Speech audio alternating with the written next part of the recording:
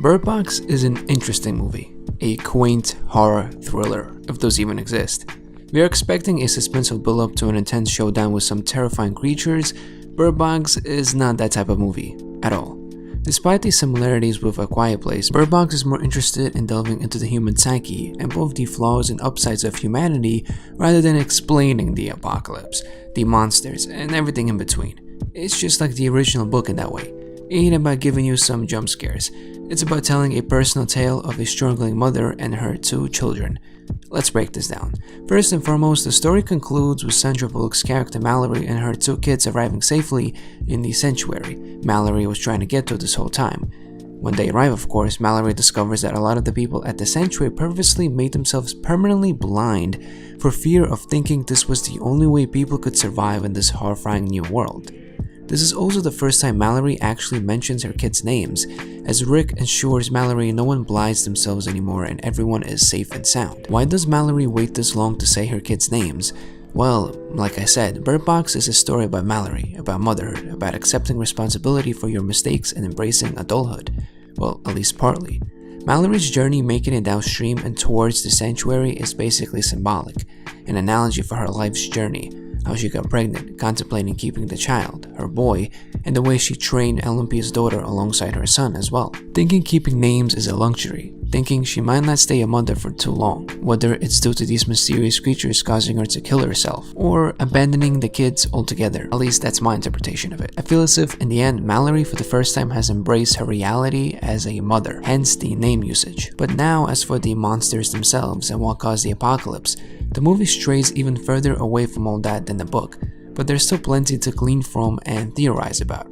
Firstly, the story is divided into the beginning, how all went down, Mallory's time after the pregnancy, and then the present. The time after the pregnancy and the present deal with what I've discussed already, Mallory's personal growth and journey into motherhood. When Mallory is training the kids, she's also basically training herself as well.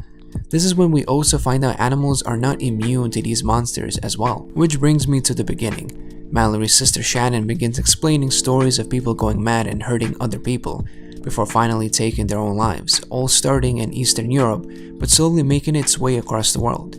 These beings that people keep seeing are only referred to as the creatures, and the whole situation is only referred to as the problem. Yes, I know. Very creative. The whole thing, when the situation escalates and people begin to lose their minds, feels and looks like a biblical nightmare. The leftovers on steroids. There's one woman who just straight up bashes her head in non-stop. The only way to avoid going crazy is now looking at the creatures that are causing all of this. Mallory decides to head to a refuge not so far from where she was staying at with her sister, and in that refuge she meets a few survivors such as Olympia, who like Mallory is pregnant as well. Eventually, after staying at the refuge and having a conflict with this newcomer named Frank/Gary, we get to that second half of the movie featuring only Mallory and the two kids. Now, what are the creatures? There's no concrete evidence or clues, so they can be anything, but it's certainly not just any ordinary predator like a messed up lion or something. There are alien theories, angels/demons, beings from another plane or dimension, which is what I think is the case. I just think that they're creatures that are so warped and put together in such a weird fashion that our human brains can't comprehend or handle.